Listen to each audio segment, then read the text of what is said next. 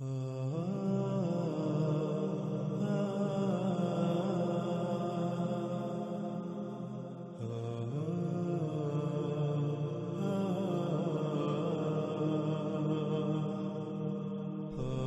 Screen پر آپ کو سورہ الاعراف کی آیت نمبر 123 نظر آ رہی ہے۔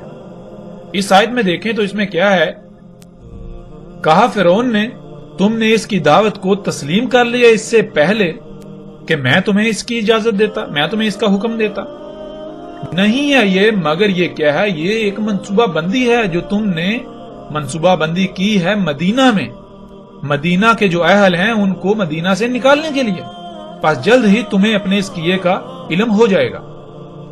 ناظرین، اس آیت میں یہ سمجھا جاتا ہے کہ فرعون نے یہ کہا کہ تم نے مدینہ میں منصوبہ بندی، یہ سارا کچھ منصوبہ بندی کے تحت کیا تاکہ جو مدینہ کے اہل ہیں یعنی کہ آل فرعون ان کو مدینہ سے نکال دیا جائے اور پیچھے مدینہ پر خود قبضہ کر لیا جائے۔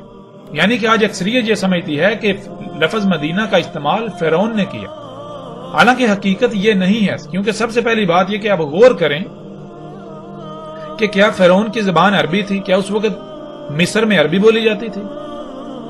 جب فرعون کی زبان عربی تھی ہی نہیں تو پھر فرعون لفظ مدینہ کس طرح استعمال کر سکتا ہے؟ ناظرین، قرآن ان قوموں کا یا فرعون کا کلام نہیں ہے، قرآن اللہ کا کلام ہے۔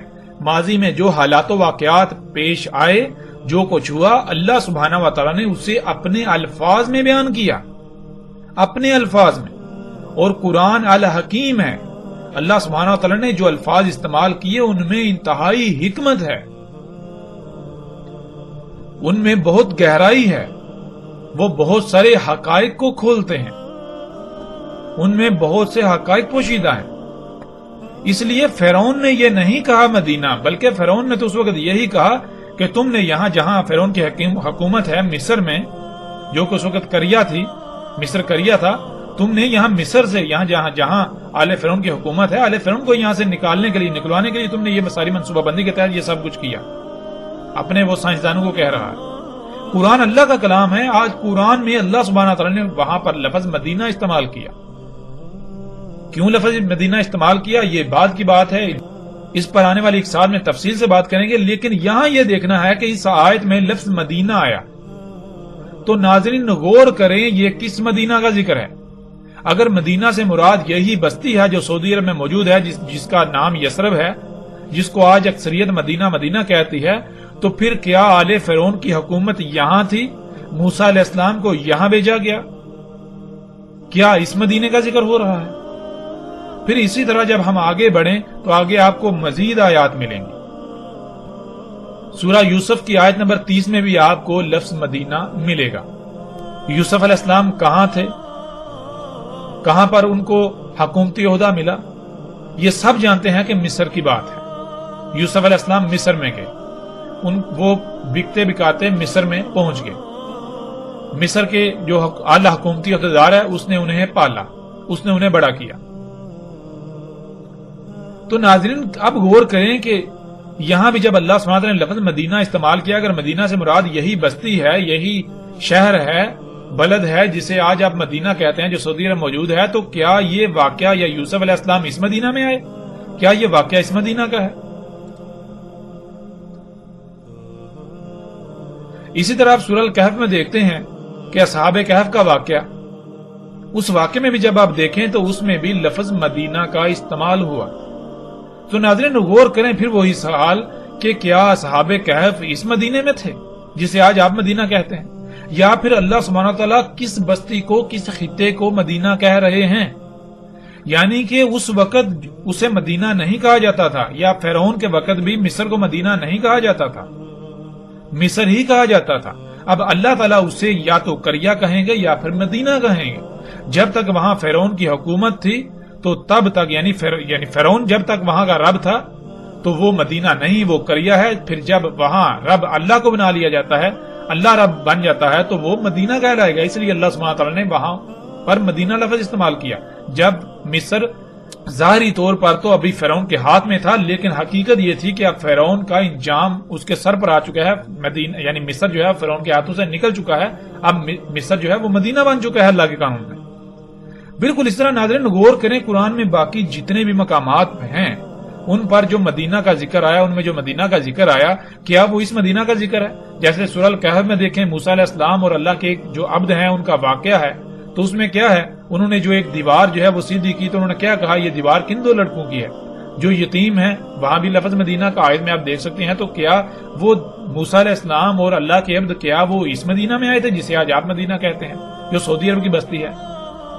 اب غور کریں کہ کیا اس وقت کے لوگ اسے مدینہ کہتے ہوں گے؟ نہیں، بلکہ قرآن میں اللہ سبحانہ وتعالیٰ اسے مدینہ کہہ رہے ہیں۔ وہ بستی جو ہے وہ کسی اور نام سے جانی پہچانی جاتی تھی۔ جیسے مثال کے طور پر آج آپ مختلف نام استعمال کرتے ہیں، کابل، کراچی، لاہور، فلاں فلاں، اس طرح جو نام استعمال کرتے ہیں، کل کو جب مثال کے طور پر آپ تصور کریں کہ اگر دنیا، یعنی کہ اگر ساتھ نہ آنی ہو، دنیا آگے اور چلنی ہو، اور امت نے آنا ہو، اور قوم نے آنا ہو، یہ قوم جب ہلاک ہو، یہ امت جب ختم ہو، تو آگے آنے والی قوم کو جب اللہ تعالیٰ ہدایات دیں تو اللہ تعالیٰ کیا بتائیں گے؟ کیا اللہ تعالیٰ یہ کہیں گے کابل میں ایسا ہوا تھا؟ کیا اللہ تعالیٰ یہ کہیں گے کہ کراچی میں ایسا ہوا تھا، لاہور میں ایسا ہوا تھا، دلی میں ایسا ہوا، ممبئی میں ایسا ہوا تھا؟ نہیں، بلکہ اللہ سبحانہ و تعالیٰ صرف دو طرح کی تقسیم کریں گے، یا تو مدینہ کا لفظ استعمال کریں گے یا پھر کریا کا لفظ استعمال کریں گے۔ تو ناظرین غور کرتے جائیں، آپ دیکھیں قرآن میں کہ قرآن میں اللہ سبحانہ وتعالیٰ نے جہاں جہاں لفظ مدینہ کا استعمال کیا، اگر مدینہ سے مراد وہ بستی ہے جسے آج اکثریت کہتی ہے، تو پھر قرآن میں جس مقام پر لفظ مدینہ آیا تو وہاں بھی آپ کو وہی بستی لینا پڑے گا، اس کا مراد وہی بستی لینی پڑے گی جسے آج مدینہ کہا جاتا ہے اور لوگوں کے ذہنوں میں راسخ کر دیا گیا ہے۔ حقیقت یہ ہے کہ وہ آج ام القریہ ہے، ام القریہ میں سے ایک قریہ ہے، یعنی ایسی بستی جہاں اللہ کا دین قائم نہیں ہے، جہاں فطرت نہیں بلکہ فطرت کی ضد ہے، اللہ کی مخلوقات تبدیل شدہ ہے، تمام کی تمام تبدیل شدہ مخلوقات ہیں، اللہ کی مخلوقات نہیں ہے، جہاں دجال دندناتا پھر رہا ہے۔ اور ظاہر ہے ناظرین غور کریں، جہاں فطرت ہوگی وہاں دجال کیسے آ سکتا ہے؟ یعنی دجال تو ہے ہی فطرت کی ضد، دجال تو ہیں ہی وہ اشیاء، یعنی کہ انسان ان مخلوقات کو، ان اشیاء کو اپنے لیے فائدہ مند سمجھتا ہے، اپنے لیے مسیحا سمجھتا ہے، جو اللہ کی خلق کردہ نہیں ہے، جو اللہ کے مقابلے پر انسان نے اللہ کے ساتھ شریک بنتے ہوئے اپنے لیے خلق کی، اور انہیں اپنے لیے فائدہ مند سمجھتا ہے، اپنے لیے آسائشیں سہولتیں مسیحا سمجھتا ہے، فائدہ مند سمجھتا ہے۔ لیکن کیا حقیقت یہی ہے؟ کیا وہ حقیقتاً فائدہ مند ہے یا یہ محض دجل ہے؟ یہ تمام کی تمام اشیاء، یہ تمام کی تمام مخلوقات دجال ہیں، دجال ہے۔ ظاہر ہے جو خطہ، جو بستی، جو علاقہ فطرت پر ہوگا تو وہاں دجال کیسے آ سکتا ہے؟ جب ہے ہی فطرت تو فطرت تو دجل نہیں ہے۔ فطرت تو جو ظاہر نظر آتی ہے اس کا دوسرا پہلو بھی ویسا ہے، یعنی کہ فطرت جو ہے وہ اس کے دونوں پہلو پرفیکٹ ہیں۔ اللہ سبحانہ وتعالیٰ نے اسے مکمل خلق کیا، بغیر کسی خامی کے، بغیر کسی سائیڈ افیکٹ کے، بغیر کسی کجی کوتاہی کے، وہ مکمل، وہ پرفیکٹ ہے، وہ دجل نہیں ہے، وہ دجال نہیں ہے۔ اور جہاں فطرت نہیں ہوگی دجال وہیں ہوگا۔ پھر روایات میں ہم جب دیکھیں تو ہمیں بہت ساری ایسی چیزیں ملیں گی، ایسی باتیں ملیں گی کہ جن میں ایسے ایسے الفاظ بھی آئے۔ مثال کے طور پر روایات میں یہاں تک آیا دجال ظاہر ہوگا پوری زمین پر سوائے مکہ اور مدینہ کے، یعنی کہ مکہ اور مدینہ میں دجال داخل نہیں ہوگا، وہاں ظاہر نہیں ہوگا، وہاں موجود نہیں ہوگا، باقی پوری زمین پر دجال ظاہر ہوگا۔ ظاہر ہونا کسے کہتے ہیں؟ وہ شے جو بالکل کھلم کھلا نظر آ رہی ہے، سامنے موجود ہے، پوری زمین پر دجال موجود ہوگا، نظر آ رہا ہوگا، لیکن پہچانے گا اسے مومن ہی صرف۔ اب ناظرین غور کریں، دجال اگر ایک شخص ہے، ایک انسان ہے، ایک بشر ہے، تو کیا وہ بیک وقت پوری زمین پر ظاہر ہو سکتا ہے، پوری زمین پر نظر آ سکتا ہے سوائے مکہ اور مدینہ کے؟ بہرحال مکہ کیا ہے اس کے اوپر بھی اگلی ایک ساتھ میں آئندہ بات ہوگی، جیسے ہی ہمارا مدینہ کا موضوع مکمل ہوگا تو ہم پھر مکہ کے اوپر بھی بات کریں گے۔ تو ناظرین واپس آتے ہیں اپنے موضوع کی طرف کہ دجال جو ہے مدینہ میں داخل نہیں ہوگا، اور آج لوگوں کے ذہنوں میں یہ راسخ کر دیا گیا کہ مدینہ سے مراد وہ بستی، وہ شہر ہے جو سعودی عرب میں موجود ہے، جس کا نام یثرب ہے۔ لیکن حقیقت کیا ہے؟ حقیقت یہ نہیں ہے۔ مسلم کی روایت جو آپ کو اس وقت اسکرین پر نظر آ رہی ہے، اس میں دیکھیں، اس میں رسول اللہ صلی اللہ علیہ وآلہ وسلم نے مدینہ کیا ہے اس کی کس طرح سے نشاندہی کی، اس کی وضاحت کس طرح سے کر دی کہ مدینہ کسے کہتے ہیں، مدینہ ہوتا کیا ہے۔ کہا رسول اللہ صلی اللہ علیہ وآلہ وسلم نے کہ مجھے حکم ہوا ہے، مجھے امر ہوا ہے ہجرت کا ایسی قریہ کو جو کھا جائے گی تمام قریہ کو۔ کہا جاتا ہے اسے یثرب، اور حالانکہ یعنی در حقیقت وہ کیا ہے، وہ مدینہ ہے، یعنی کہ اس کا قدر میں اس کو مدینہ کر دیا گیا۔ مدینہ لوگوں کی ایسے چھانٹی کر دیتا ہے جیسے بھٹی لوہے کا خبز، گند، زنگ وغیرہ چھانٹی کر کے اس سے دور کر دیتی ہے، لوہے سے زنگ کی، گند کی نفی کر دیتی ہے۔ ناظرین، ہمیں اس روایت میں بالکل واضح رسول اللہ صلی اللہ علیہ وآلہ وسلم کے یہ الفاظ ملتے ہیں کہ جب رسول اللہ صلی اللہ علیہ وآلہ وسلم نے ہجرت نہیں کی تھی اور ہجرت کا حکم رسول اللہ صلی اللہ علیہ وآلہ وسلم کو مل گیا تھا، تو اس وقت رسول اللہ صلی اللہ علیہ وآلہ وسلم نے یثرب کو مدینہ نہیں کہا بلکہ یثرب کو ام القریہ کہا۔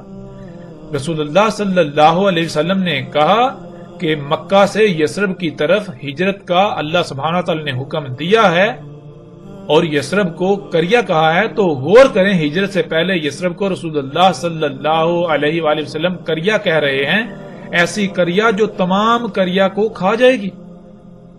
پھر رسول اللہ صلی اللہ علیہ وآلہ وسلم کہتے ہیں حالانکہ وہ مدینہ ہے، یعنی کہ رسول اللہ صلی اللہ علیہ وسلم کی ہجرت سے پہلے وہ قریہ تھی، جیسے ہی ان کو ہجرت کا حکم ہوا ہے تو اب اس کی قدر میں لکھا جا چکا، یعنی کہ اس میں کی یہ قسمت میں ہے کہ اب وہ مدینہ بن جائے گی، قریہ نہیں رہے گی، یعنی کہ ہجرت کا حکم ہو گیا ہے تو ظاہر ہے ہجرت کا حکم کہاں ہوگا۔ وہ قریہ تھی، ایسی بستی تھی جہاں اللہ کا دین قائم نہیں تھا، جہاں فطرت نہیں تھی، جہاں فطرت میں مداخلت کی جا رہی تھی، اور جب اللہ سبحانہ و تعالیٰ نے رسول اللہ صلی اللہ علیہ وسلم کو ہجرت کا حکم دیا تو اب وہ قریہ نہیں رہے گی بلکہ اب وہاں فطرت قائم ہو جائے گی، اب وہاں فطرت میں تبدیلیاں نہیں کی جائیں گی، مداخلت نہیں کی جائے گی، یوں وہ پھر مدینہ کہلائے گا۔ پھر وہ مدینہ کیا ہے؟ رسول اللہ صلی اللہ علیہ وسلم نے کہا تھا کہ وہ تمام قریہ کو کھا جائے گی، یعنی جب یثرب جو کہ ام القریہ ہے وہ قریہ سے مدینہ بن جائے گی، یہاں یعنی دین قائم ہو جائے گا، وہاں دین قائم ہو جائے گا تو وہ قریہ سے مدینہ بن جائے گا، پھر وہی مدینہ آس پاس کی تمام قریہ کو کھا جائے گا، یعنی قریہ کا وجود مٹا دے گا۔ مطلب یہ کہ یا تو وہاں اللہ کا دین قائم ہو جائے گا، وہاں کے رہنے والوں کو فطرت پر قائم ہونا پڑے گا، فطرت میں مداخلت سے باز آنا پڑے گا، یا پھر انہیں صفا ہستی سے مٹا دیا جائے گا۔ یہ تھا اس قریہ کا تمام قریہ کو کھانا۔ اور ناظرین حقیقت دیکھیں، کیا ایسا نہیں ہوا؟ ذرا غور تو کریں، کیا ایسا نہیں ہوا؟ لیکن اگر ہم مدینہ سے مراد یثرب کو لے لیں تو سوال یہ پیدا ہوتا ہے کہ پھر رسول اللہ صلی اللہ علیہ وآلہ وسلم نے ہجرت سے پہلے مدینہ کیوں نہیں کہا تھا؟ یعنی رسول اللہ صلی اللہ علیہ وسلم نے ہجرت سے پہلے اسے مدینہ نہیں بلکہ قریہ کہا، اور پھر اسے یثرب، یعنی یثرب اس کا نام موجود ہے، یثرب کے نام سے وہ اس وقت جانی پہچانی جاتی تھی، آج بھی اسے یثرب کہتے ہیں، آج بھی اسے یثرب کہا جاتا ہے، لیکن مدینہ کے نام سے مشہور کر دیا گیا، نام لقب اس کا آج بھی یثرب ہے اور دوسرا لقب اس کا مدینہ بن چکا ہوا ہے۔ تو ناظرین غور کریں، اگر یہی بستی مدینہ ہے، یہی بستی مدینہ تھی تو رسول اللہ صلی اللہ علیہ وآلہ وسلم نے ہجرت سے پہلے اسے قریہ کیوں کہا، اور ہجرت کے بعد ہی وہ مدینہ کیسے بنی؟ ذرا غور تو کریں، حقیقت ہر لحاظ سے آپ کے سامنے آ جائے گی۔ پھر ناظرین اگلی روایت میں دیکھیں، اس میں رسول اللہ صلی اللہ علیہ وآلہ وسلم کہتے ہیں، رسول اللہ صلی اللہ علیہ وآلہ وسلم نے کہا، آئے گا لوگوں پر ایسا زمانہ، دعوت دے گا آدمی اپنے سسر کے بیٹے، اپنے چچا تایا کے بیٹے کو کہ آؤ خوشحالی، مال و دولت، سہولتوں، آسانیوں والے خطے کی طرف، آؤ مال و دولت، سہولتوں، آسائشوں، عیاشیوں کے خطے کی طرف۔ اور مدینہ یعنی جہاں اللہ کا دین قائم ہوگا، یعنی جو خطہ، جو بستی فطرت پر ہوگا، خیر ہوگا وہ خطہ ان کے لیے۔ مگر اگر وہ تھے غور و فکر کرتے، اگر وہ اس کا علم رکھتے، اور اس ذات کی قسم جس کے قبضہ قدرت میں میرا نفس ہے، نہیں نکلتا ان میں سے کوئی ایک بھی بھوک، افلاس، سختیوں وغیرہ کی وجہ سے مدینہ سے، مگر اللہ اس کی جگہ کسی اور کو بھیج دیتا ہے مدینہ میں جو خیر ہوتا ہے۔ جان لو مدینہ یعنی جہاں اللہ کا دین قائم ہوتا ہے، یعنی وہ خطہ جو فطرت پر ہوتا ہے، وہ ایسے ہے جیسے بٹی، لوہے کی بٹی جو نکال دیتی ہے خبز کو، یعنی کہ جیسے لوہے کی بٹی ہوتی ہے، جب لوہا بٹی میں ڈالا جاتا ہے تو بٹی لوہے کو پگھلا کر اس کے اندر جتنا بھی زنگ اور خبث ہوتا ہے وہ نکال کر لوہے کو خالص بنا دیتی ہے، بالکل اسی طرح مدینے کی مثال ہے۔ مدینہ ایسی جگہ ہوتی ہے، ایسا خطہ ہوتا ہے کہ جو اس کی سختیاں جو ہیں وہ اپنے اندر سے رائی برابر بھی جس کے اندر نفاق ہوتا ہے اسے نکال دیتی ہیں۔ مدینے کے اندر صرف خالص مومن ہی رہ سکتے ہیں۔ مدینہ اپنے اندر سے تمام کا تمام خبث گند نکال دیتا ہے، نفاق شرک نکال دیتا ہے، کفر نکال دیتا ہے۔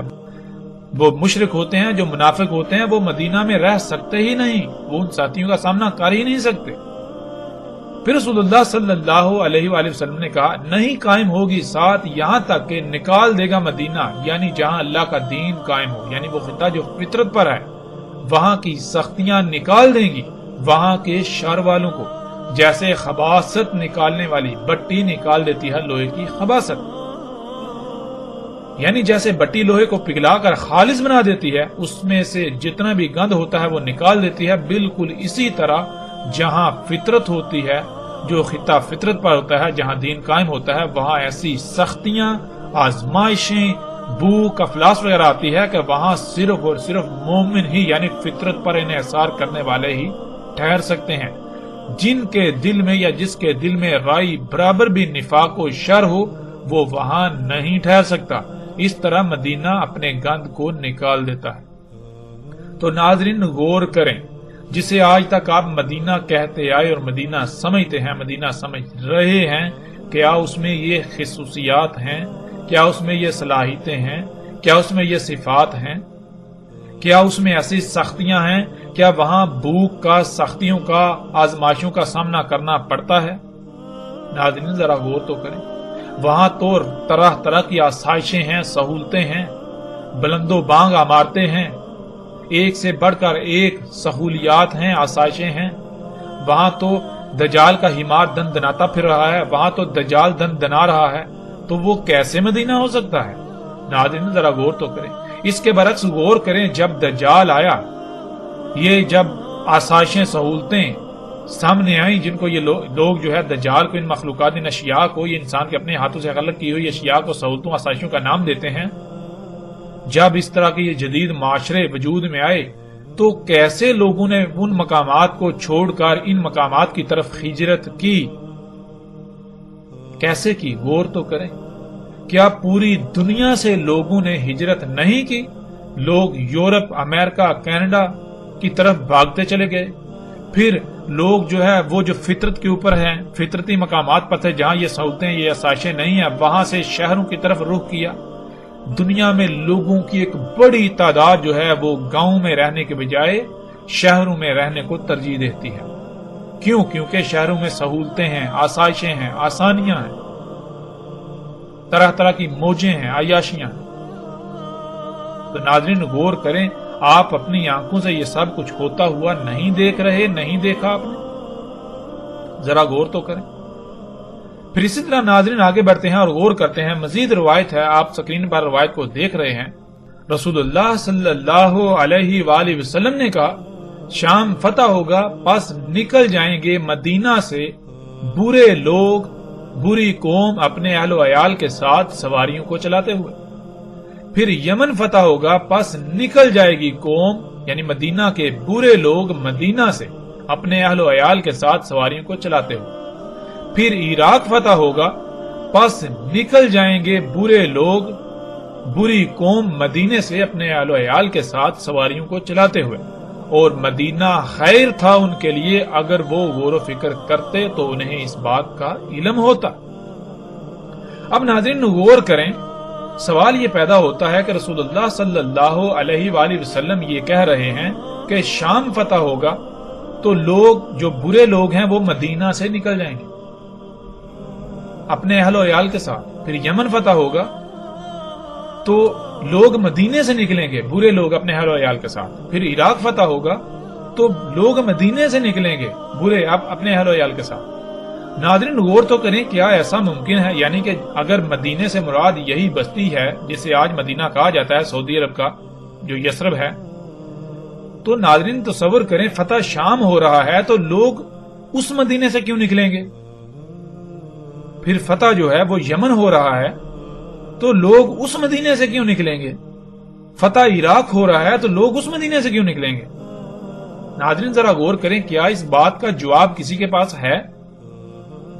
یعنی کہ زلزلہ امریکہ میں آ رہا ہے اور نقصان پاکستان میں ہو رہا ہے، جنگ شام میں ہو رہی ہے اور لوگ پاکستان میں مر رہے ہیں۔ ناظرین کیا ایسا ممکن ہے؟ زلزلہ آسٹریلیا میں آئے، دنیا کے ایک کونے میں آئے، اور زلزلے سے نقصان کہاں ہو رہا ہے؟ جی پاکستان میں ہو رہا ہے۔ کیا ایسا ممکن ہے؟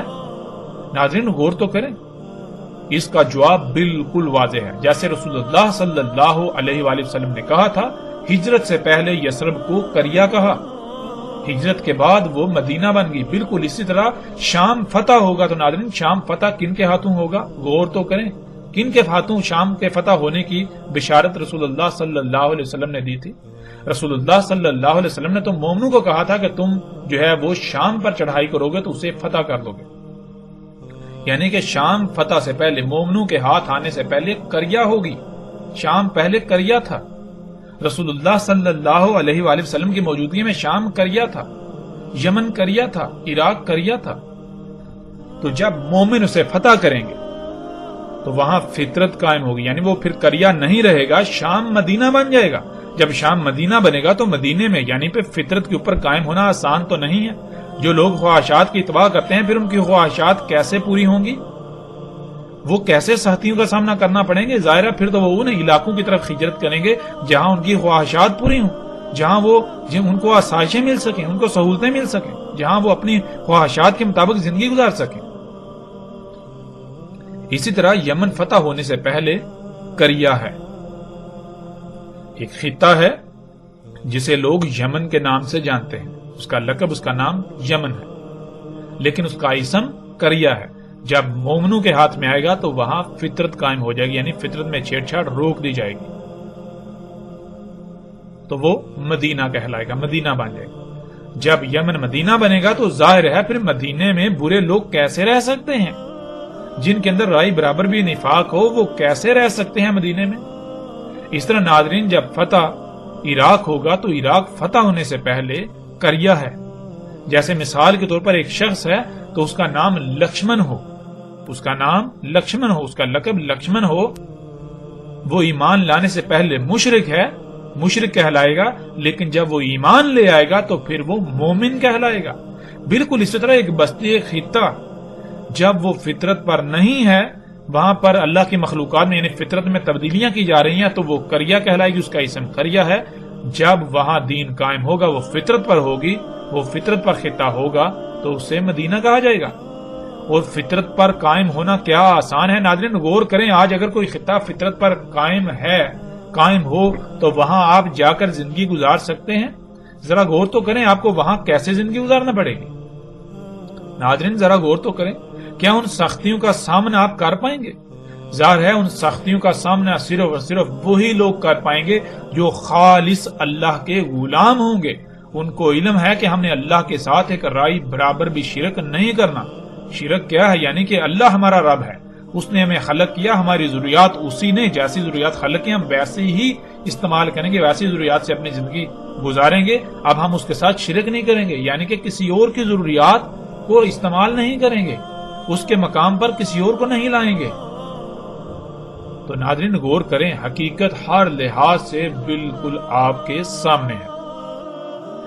اس روایت کو جب آپ پڑھیں، اپنے سامنے رکھیں تو کئی سوالات پیدا ہوتے ہیں، جن میں سب سے پہلا سوال یہ ہے کہ فتح شام ہو رہا ہے اور لوگ مدینے سے نکل رہے ہیں جو کہ برے لوگ ہیں۔ پھر فتح یمن ہو رہا ہے تو مدینے سے برے لوگ نکل رہے ہیں۔ پھر فتح عراق ہو رہا ہے تو مدینے سے برے نکل رہے ہیں۔ ایسا کیسے ہو سکتا ہے؟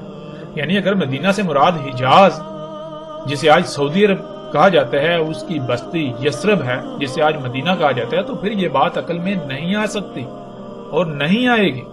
بالکل ایسی ہی بات کہ آپ کہیں کہ بھوک مجھے لگی ہے اور کھانا میرے ہمسائے نے کھایا، زلزلہ مشرق میں آیا اور اس زلزلے کی وجہ سے نقصان مغرب میں ہوا۔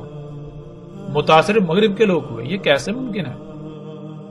حالانکہ رسول اللہ صلی اللہ علیہ وآلہ وسلم نے بہت ہی لاجواب خبر دی تھی جو آج ہم اپنی آنکھوں سے دیکھ رہے ہیں۔ ناظرین، مدینہ کیا ہے؟ رسول اللہ صلی اللہ علیہ وآلہ وسلم نے خود اس کی کھول کھول کر وضاحت کر دی۔ اس کے علاوہ قرآن میں اللہ سبحانہ و تعالیٰ نے بھی مدینہ کی کھول کھول کر ہر لحاظ سے وضاحت کر دی۔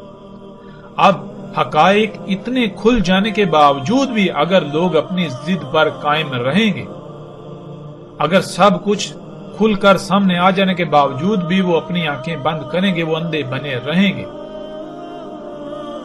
تو پھر ایسا کرنے والے جان لیں کہ وہ نقصان صرف اور صرف اپنا ہی کریں گے۔ ان قریب انہیں اس کا علم ہو جائے گا، وہ اپنی آنکھوں سے حقیقت کو دیکھ لیں گے۔ وہ وقت بالکل سر پر آ چکا ہے کہ حقیقت ہر لحاظ سے سامنے لے آئی جائے گی۔ وہ وقت جب آنکھیں پھٹی کی پھٹی رہ جائیں گی۔ فیصلہ آپ کے اختیار میں ہے کہ آیا آپ اپنی آنکھوں کو بند کر کے بندر کی طرح ان مولیوں کے پیچھے چلتے ہیں، یا پھر آپ غور و فکر کرتے ہیں۔ اللہ سبحانہ و تعالیٰ نے قرآن میں بار بار غور و فکر کا کہا، بار بار غور و فکر کا کہا۔ جو غور و فکر نہیں کرتے اللہ سبحانہ و تعالیٰ نے انہیں قرادہ بندر قرار دیا، اور جو لوگ ماضی میں اگر کوئی غلطی ہوتی ہے اس میں غور و فکر کر کے اس غلطی کو دور نہیں کرتے، اسی غلطی کو دوبارہ دہراتے ہیں، اس پر قائم رہتے ہیں، اس پر ڈٹتے ہیں، تو اللہ سبحانہ و تعالیٰ نے ایسے لوگوں کو قرآن میں خنزیر کہا، سور کہا۔ اب فیصلہ آپ کے ہاتھ میں ہے کہ آپ اللہ کے قانون میں کس مقام پر کھڑا ہونا پسند کرتے ہیں۔ آپ آنکھیں بند کر کے سور و بندر کی طرح انہی ملاؤں کے پیچھے چلتے ہیں، یا پھر حق کو ہر لحاظ سے کھلنے کے بعد اس کو تسلیم کرتے ہیں، غور و فکر کرتے ہیں۔ فیصلہ آپ کے اپنے ہاتھ میں ہے۔ کئی روایات میں رسول اللہ صلی اللہ علیہ وآلہ وسلم نے اسی وقت کے بارے میں کہا تھا، اس وقت دین پر قائم ہونا ایسے ہی ہوگا جیسے کہ جلتا ہوا انگارہ اپنی مٹھی میں لینا۔ تو ناظرین، آج غور کریں کہ کیا اگر آج آپ فطرت پر قائم ہوتے ہیں تو کیا بالکل ایسی ہی سختیوں کا سامنا نہیں کرنا پڑے گا؟ کیا بالکل آپ کی حالت ایسی ہی نہیں ہوگی جیسے کہ جلتا ہوا انگارہ مٹھی میں جکڑ لیا ہو؟ مدینہ تو حقیقتاً لوہار کی بٹی کی مانند ہوتا ہے۔ جب پوری دنیا دجال کو اپنا رب بنا چکی ہے تو اس وقت اگر کسی خطے میں اللہ کا دین قائم ہوتا ہے یا قائم ہے جو خطہ فطرت پر ہے، تو وہاں کے رہنے والوں کا انجام بالکل ایسا ہی ہوگا کہ جیسے ان کو آگ میں ڈال دیا گیا ہے۔ ان کو انتہائی سخت ترین حالات کا سامنا کرنا پڑے گا، ان کو قحط کا سامنا کرنا پڑے گا، ان کو آگ و بارود کی بارش کا سامنا کرنا پڑے گا، ان کو بھوک و افلاس کا سامنا کرنا پڑے گا، ان کو طرح طرح کی سختیوں آزمائشوں کا سامنا کرنا پڑے گا۔ ایسے وقت میں تو صرف وہی مدینہ میں رہ سکتے ہیں جن میں ایمان ہوگا، جن میں رائے برابر بھی نفاق نہ ہو، کیونکہ وہی صرف اور صرف اللہ پر توکل کرنے والے ہوں گے جن کے اندر نفاق کی رائے بھی نہ ہوگی۔ مدینے کی یہ سختیاں ہر اس کو باہر نکال لیں گی جس کے اندر رائے برابر بھی نفاق ہوگا۔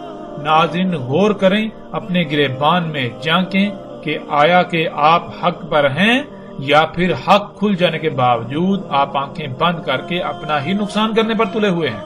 حقیقت ہر لحاظ سے آپ کے سامنے ہے۔ ناظرین، الحمدللہ ہم نے تفصیل کے ساتھ جان لیا کہ مدینہ سے مراد کیا ہے، یعنی مدینہ عربی میں کسے کہتے ہیں، اور مدینہ میں دجال داخل نہیں ہو سکے گا۔ مدینہ سے مراد سعودی عرب کی بستی یثرب نہیں ہے، بلکہ ہر وہ بستی یا خطہ جہاں دین قائم ہو، یعنی جو فطرت پر ہے۔ اور پھر ظاہر ہے جہاں اللہ کا دین قائم ہوگا، یعنی جو خطہ جو علاقہ فطرت پر ہوگا، تو وہاں ہر شے اللہ سبحانہ تعالیٰ کے حکم سے خلق ہوگی، پروان چڑھے گی، وہاں کوئی بیماری نہیں ہوگی، کوئی فساد نہیں ہوگا، کوئی خرابی نہیں ہوگی۔ یہ سب خامیاں خرابیاں وہی ہوں گی جہاں دجال ہوگا، یعنی جہاں غیر اللہ ہوگا، جہاں غیر اللہ کی خلق ہوگی۔ ناظرین، حق اس قدر کھل جانے کے باوجود بھی اگر یہ تسلیم کر لیا جائے کہ مدینہ سے مراد یثرب ہی ہے، سعودی عرب کی بستی جسے آج مدینہ کہا جاتا ہے، کہ وہاں دجال داخل نہیں ہو سکے گا، تو پھر سوال یہ پیدا ہوتا ہے کہ مسند احمد اور مستدرک الحاکم میں روایت موجود ہے جس میں رسول اللہ صلی اللہ علیہ وآلہ وسلم نے کہا تھا کہ دجال احد پہاڑ پر چڑھے گا، دجال احد پہاڑ پر چڑھے گا اور اپنے اصحاب سے کہے گا کہ یہ سفید محل دیکھ رہے ہو، یہ احمد کی مسجد ہے، اور اس کے بعد دجال مدینہ کی طرف آئے گا، لیکن مدینہ کے ابواب پر ملائکہ کا پہرا پائے گا۔ اس وقت مدینہ کے 7 ابواب ہوں گے اور 3 بار مدینہ کو ترجف کرے گا، یعنی مدینہ پر آگ و بارود برسائے گا، جس سے ہر منافق مدینہ سے نکل کر اس کی طرف بھاگ جائے گا، یعنی دجال کی طرف بھاگ جائے گا، ہجرت کر جائے گا، اور مدینہ اپنے اندر سے سارے کا سارا خبث نکال دے گا، اور رسول اللہ صلی اللہ علیہ وآلہ وسلم نے اسے یوم الخلاص کہا۔ اب ناظرین غور کریں، اگر مدینہ یہی بستی ہے جسے یہ کہتے ہیں وہاں دجال داخل نہیں ہو سکے گا،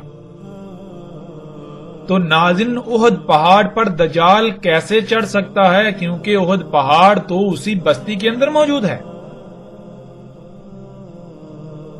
آپ سکرین پر دیکھیں اور آپ غور و فکر کریں کہ جسے آج مدینہ کہا جا رہا ہے، کیا احد پہاڑ عین اس کے وسط میں موجود نہیں؟ ناظرین غور تو کریں، جب دجال احد پہاڑ پر آ جائے گا تو پھر مدینہ تو ظاہر ہے مدینے کا تو اندر آ گیا، بھائی مدینے کے کئی کلومیٹر اندر آ کر وہ احد پہاڑ پر چڑھ گیا، اب اور کتنا اندر آنا ہے؟ اگر مدینہ وہی ہے تو پھر دجال احد پہاڑ پر کیسے آ سکتا ہے؟ اور پھر رسول اللہ صلی اللہ علیہ وسلم یہ کہہ رہے ہیں کہ احد پہاڑ پر آئے گا، اس کے بعد وہاں سے وہ مدینے کی طرف رخ کرے گا، وہاں سے مدینے کی طرف رخ کریں گے، مدینے کی طرف جانے کا ارادہ کرے گا۔ اب ناظرین یہ دیکھیں کہ یثرب جسے یہ مدینہ کہتے ہیں، وہاں تو پہلے ہی دجال موجود ہے، احد پہاڑ کے اوپر پہلے ہی اس مدینے میں دجال موجود ہے جسے یہ مدینہ قرار دیتے ہیں۔ اب وہاں سے مدینے کی طرف جائے گا، مدینے کا رخ کرے گا، تو ناظرین غور کریں، پھر یہ مدینہ ہے یا مدینہ کوئی اور ہے؟ یہ تو بات بالکل واضح ہوتی ہے کہ یہ مدینہ نہیں ہوگا اس وقت مدینہ کچھ اور ہوگا، کوئی اور خطہ ہوگا، اور مدینہ کے 7 ابواب ہوں گے اس وقت، ان پر ملائکہ کا پہرا ہوگا۔ ناظرین ابواب باب کی جمع ہے، باب کا ترجمہ دروازہ کیا جاتا ہے، دروازے کو باب نہیں کہتے۔ باب عربی میں کسے کہتے ہیں اس کا ذکر بھی ہم پیچھے کئی مقامات پر کر چکے ہیں۔ باب کسی مادی دروازے کو نہیں کہتے، بلکہ باب کہتے ہیں داخل ہونے یا نکلنے کے مقام کو۔ قرآن میں اللہ سبحانہ وتعالی نے کئی مقامات پر لفظ اولی الالباب کا، جو باب کو اپنا ولی بناتے ہیں، اپنے مشن میں اپنا معاونکار بناتے ہیں، ان کے لیے ہدایت ہے، وہ حق کو سمجھ سکتے ہیں۔ تو کیا ناظرین لوگوں کے دماغوں میں سارے میں دروازے ہوتے ہیں؟ اس طرح کے دروازے مادی دروازے ہوتے ہیں؟ نہیں۔ جیسے اگر کسی کے ذہن میں کوئی بات ڈالنی چاہیں اور وہ انسان اس بات کو تسلیم نہ کر رہا ہو، یعنی اسے اپنے دماغ میں داخل نہ ہونے دے رہا ہو، تو اس کی کسی کمزوری کو سامنے رکھ کر اس کمزوری کا فائدہ اٹھاتے ہوئے یا کسی دلیل کی بنیاد پر اس بات کو اس انسان کے دماغ میں داخل کر دی جائے، داخل کرنا، تو وہ کمزوری یا وہ دلیل باب کہلائے گی۔ دجال یعنی یہ ٹیکنالوجی، یہ ایجادات مدینہ جہاں دین قائم ہے، جو فطرت ہے، وہاں داخل ہونے کی کوشش کرے گا تو 7 ویک پوائنٹ ہوں گے، یعنی 7 رستے ہوں گے، 7 باب ہوں گے، یعنی کہ ٹیکنالوجی کے وہاں داخل ہونے کے 7 رستے ہوں گے، 7 ایسے پوائنٹس ہوں گے، 7 ایسی کمزوریاں ہوں گی، یعنی کہ مدینے کے 7 ویک پوائنٹس ہوں گے جن کا فائدہ اٹھاتے ہوئے یہ مخلوقات وہاں داخل ہوں گی، داخل ہونے کی کوشش کریں گی۔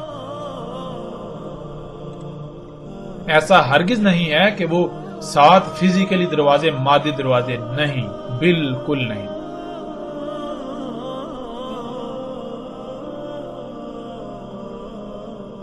جو بھی خطہ، جو بستی ایسی ہوگی جو فطرت پر ہوگی، وہاں یہ ٹیکنالوجی، یہ ایجادات داخل ہونے کے لیے 7 ویک پوائنٹس ہوں گے جن کے ذریعے سے داخل ہونے کی کوشش کریں گی، لیکن اللہ سبحانہ و تعالی مدینہ کی اپنے ملائکہ کے ذریعے حفاظت کریں گے۔ یعنی کہ اس ٹیکنالوجی کی ایجادات کو وہاں داخل نہیں ہونے دیں گے. اگر داخل ہوگی بھی تو صرف اسی حد تک کہ وہ جو 7 ویک پوائنٹس ہے ان کی حد تک انتہائی تھوڑی، جو کہ بعض روایات میں یہ بات ملتی ہے کہ دجال جو ہے وہ مدینہ میں داخل ہونے کی کوشش کرے گا تو اس کی یعنی کہ کچھ چیزیں دجال کی جو ہے وہ داخل ہو پائیں گی. کچھ چیزیں جن میں کھادوں کا ذکر ہے، جن میں جنیاتی بیجوں کا یا اس طرح کی یعنی اس طرح کی کچھ چیزوں کا ذکر ہے کہ یہ چیزیں مدینہ کی حدود میں داخل ہو پائیں گی. اب ناظرین سوال تو یہ پیدا ہوتا ہے کہ اگر مدینہ یہی ہے جس کا نام یثرب ہے تو پھر دجال احد پہاڑ پر کیسے چڑھ گیا؟ حالانکہ احد پہاڑ تو یثرب کے اندر موجود ہے. حجاز کی بستی جس کا نام یثرب ہے اور مدینہ کے نام سے مشہور ہے، اس کا رقبہ 227.4 مربع میل ہے. احد پہاڑ یثرب کے عین وسط میں موجود ہے. احد پہاڑ مسجد نبوی سے صرف 3.52 کلومیٹر کی دوری پر ہے.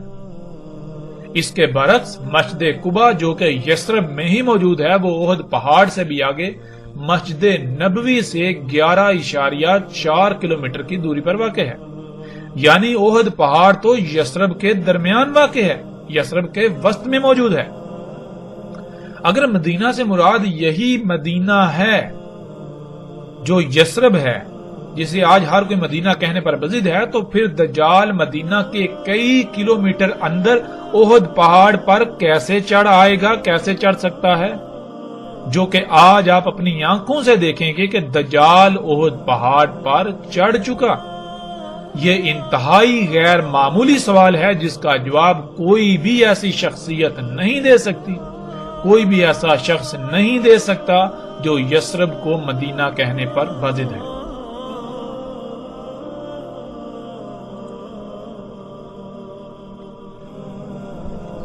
ناظرین جیسے جیسے ہم آگے بڑھیں گے تو آگے ایسی روایات بھی آئیں گی جن میں رسول اللہ صلی اللہ علیہ وآلہ وسلم کے یہ الفاظ ملیں گے کہ رسول اللہ صلی اللہ علیہ وآلہ وسلم نے اس وقت کے بارے میں کہا تھا کہ اس وقت الحجاز سے نکل جانا. تم کیا کرنا؟ حجاز سے ہجرت کر جانا، وہاں سے نکل جانا، وہاں نہ رہنا، وہاں سے اپنے اہل و عیال کو لے کر نکل جانا. تو جو اللہ کے رسول حجاز سے نکلنے کا حکم دے رہے ہیں وہ کیسے حجاز کے اندر ایک بستی کو مدینہ کہہ سکتے ہیں اس وقت کے لیے؟ ایسا ممکن ہی نہیں. رسول اللہ صلی اللہ علیہ وآلہ وسلم کے الفاظ کے عین مطابق آج موجودہ وقت میں کوئی مومن ایسا نہیں ہو سکتا جو الحجاز میں رہے.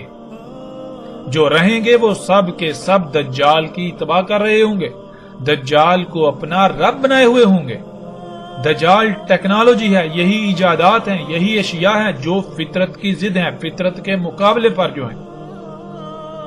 موجودہ دور کی تمام ایجادات دجال آج احد پہاڑ پر موجود ہے جسے آج آپ اپنی آنکھوں سے دیکھ سکتے ہیں. احد پہاڑ پر بڑے بڑے ٹاورز لگے ہوئے آپ دیکھ سکتے ہیں. جب یہ ٹاورز یعنی دجال احد پہاڑ پر آیا تو حیران کن طور پر اس وقت محمد رسول اللہ صلی اللہ علیہ وآلہ وسلم کی مسجد کو سفید محل کی شکل میں تعمیر کر دیا گیا، سفید محل کی شکل میں ڈال دیا گیا. جب تک دجال یعنی یہ ٹیکنالوجی احد پہاڑ پر نہیں آئی تھی تب تک مسجد نبوی سفید محل کی طرح نظر نہیں آتی تھی. اور دجال کے اصحاب جو کہ ٹیکنالوجی کو اپنا رب بنائے ہوئے ہیں آج احد پہاڑ پر چڑھتے ہیں تو بالکل سامنے یعنی کہ احد پہاڑ کے اوپر دجال بھی موجود ہے اور اس کو رب بنانے والے جو اس کے اصحاب ہیں وہ بھی موجود ہیں. تو بالکل سامنے مسجد نبوی سفید محل کی طرح دیکھتے ہیں، ان کو سفید محل کی طرح مسجد نبوی نظر آ رہی ہوتی ہے. اے اللہ کے رسول محمد صلی اللہ علیہ وآلہ وسلم، آپ نے سچ کہا تھا، آپ نے سچ کہا تھا. اے اللہ کے رسول محمد رسول اللہ صلی اللہ علیہ وآلہ وسلم، آپ نے ایک ایک لفظ سچ کہا تھا اور میں آپ کی ایک ایک بات کی تصدیق کر رہا ہوں. میں نے آپ کی ایک ایک بات کی تصدیق کر دی. اب اگر کوئی تسلیم کرتا ہے تو تسلیم کرے، اگر کوئی تسلیم نہیں کرتا تو تسلیم نہ کرے۔ ان قریب اللہ سبحانہ و تعالیٰ اپنا فیصلہ سنانے ہی والے ہیں۔ ناظرین، آپ سکرین پر نظر آنے والی تصاویر میں دیکھ سکتے ہیں کہ دجال کے اصحاب، دجال کے ساتھی، یعنی جن لوگوں نے دجال کو اپنا رب بنایا ہوا ہے، جو اپنی ضروریات کو پورا کرنے کے لیے انہی مصنوعی اشیاء پر توکل کرتے ہیں، انہی پر انحصار کرتے ہیں، انہی سے اپنی ضروریات پوری کرتے ہیں، وہ جب احد پہاڑ پر چڑھتے ہیں تو وہ سامنے مسجد نبوی کو بالکل سفید محل کی طرح دیکھتے ہیں۔ آج مسجد نبوی احد پہاڑ سے بالکل سفید محل کی طرح نظر آتی ہے۔ سیٹلائٹ سے لی گئی تصاویر بھی آپ کے سامنے ہیں۔ آپ گوگل ارتھ سے سیٹلائٹ سے لی گئی تصویر کو بھی خود اپنی آنکھوں سے دیکھ سکتے ہیں اور احد پہاڑ پر کھڑے ہو کر بھی اپنی آنکھوں سے یہ مشاہدہ کر سکتے ہیں۔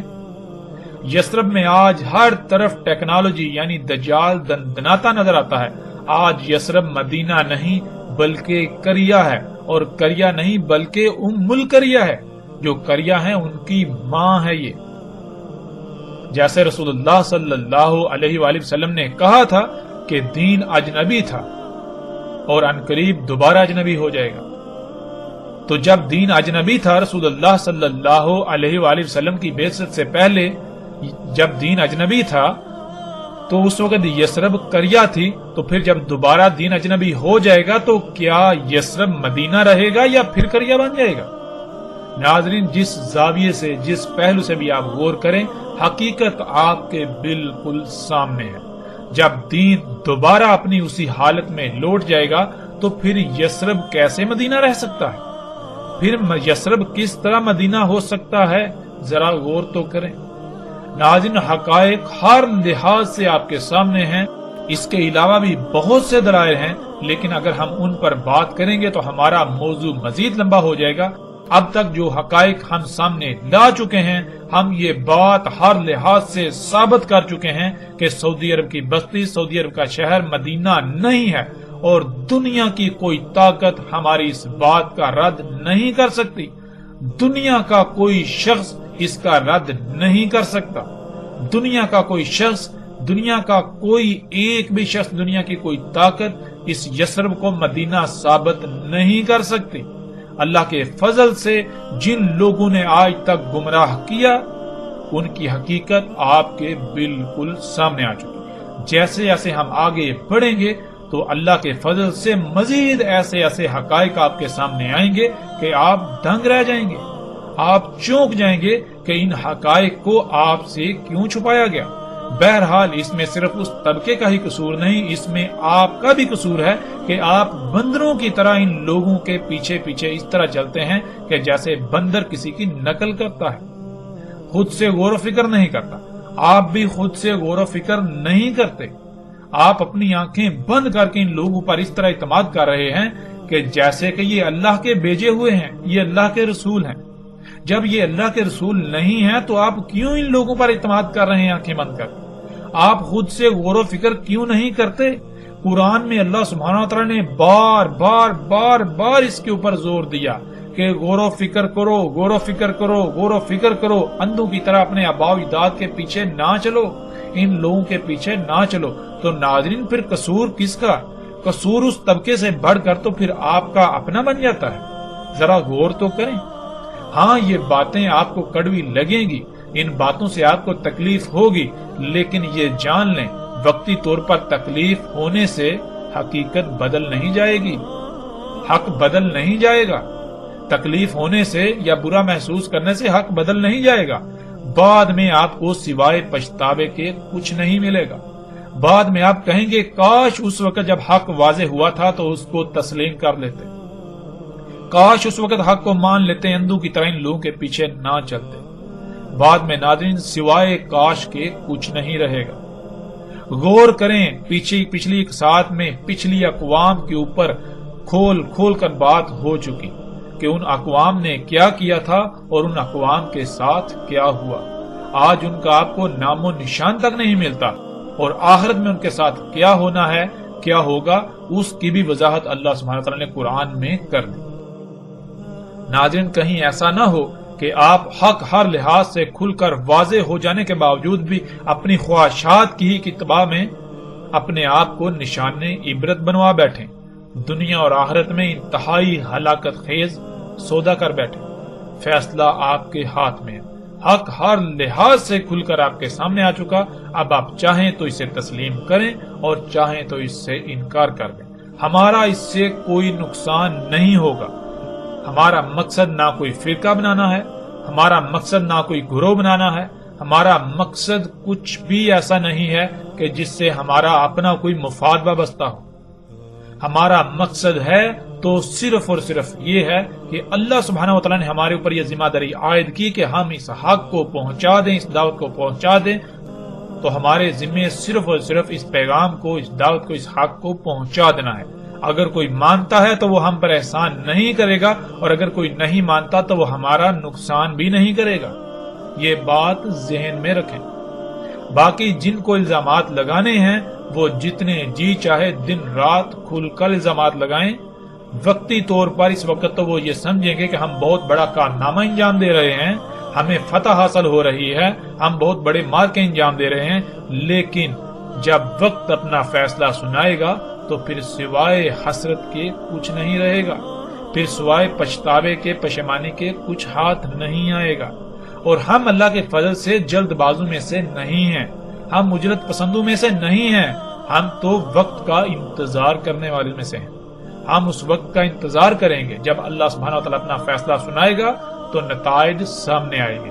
ہم نتائج کی بنیاد پر فیصلہ کرنے والے ہیں، ہم وقتی طور پر حالات و واقعات کو سامنے رکھ کر فیصلہ کرنے والے نہیں ہیں۔ تو فیصلہ آپ کے اپنے ہاتھ میں۔